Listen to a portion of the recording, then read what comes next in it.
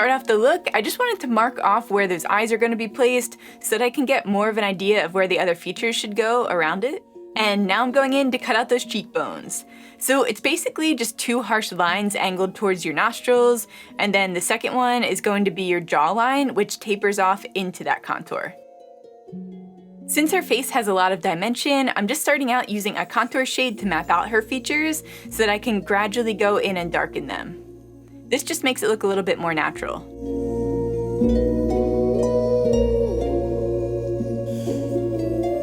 The nose changes a few times throughout the process, but I wind up going with more of a downward triangle shape. But you could use this one too.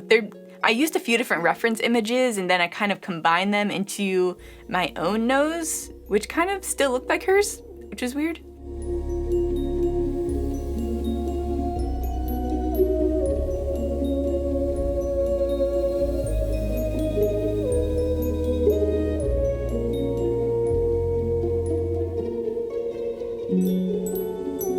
To cut out the cheeks, I used black because my thought process was that it would blend into the wig once I put the wig on, but then when I saw the final pictures, I wound up editing it white because it just didn't look right.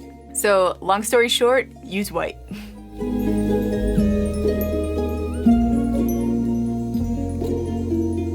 I'm deepening up her contour a little bit just to sharpen those cheekbones even further, and I'm also adding this to the sides of her face to narrow it out a little bit.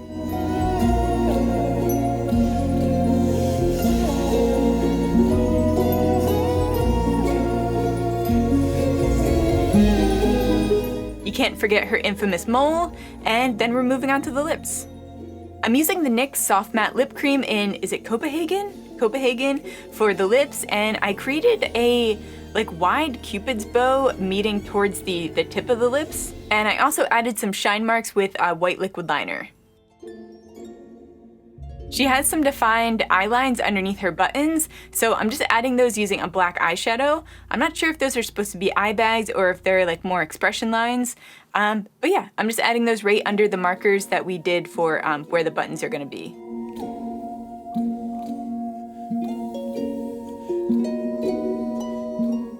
For her body, I don't have a shirt or a dress that resembles hers, so I'm just painting mine on, but if you guys are wearing this out, I would definitely just go get a cheap dress and then maybe create some pointed shoulder pads and then spray paint it black. But yeah, like I said, for the sake of the video, I'm just gonna draw it on.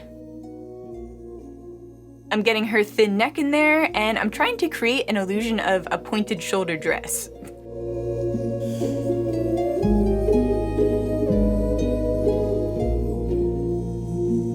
This part is cut off, but I'm basically just making her look really emaciated by showing her rib cage and just a super defined collarbone.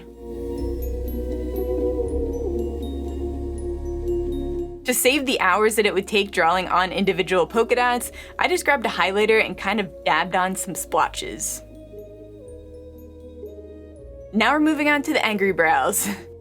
These are pretty standard villain eyebrows. They're pretty much just a downward curve and then hike it up into a subtle arch. To highlight it a little more, I'm just going underneath of that eyebrow with a white liquid liner.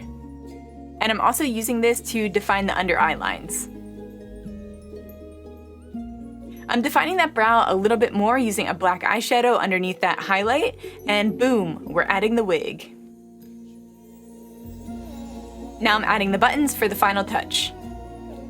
I'm attaching these guys using spirit gum, but you can also use a lash glue if you guys don't want to use spirit gum around your eye. And the trick to using spirit gum is you want to wait for it to get tacky before applying it, so I would let it sit for 5 to 10 minutes depending on how much glue you actually put on there. But this is the finished look, guys. Let me know what you think in the comments down below. Give the video a like if you liked it. Make sure to subscribe to see more Halloween looks from me. I love you guys so much, and I'll see you in the next one.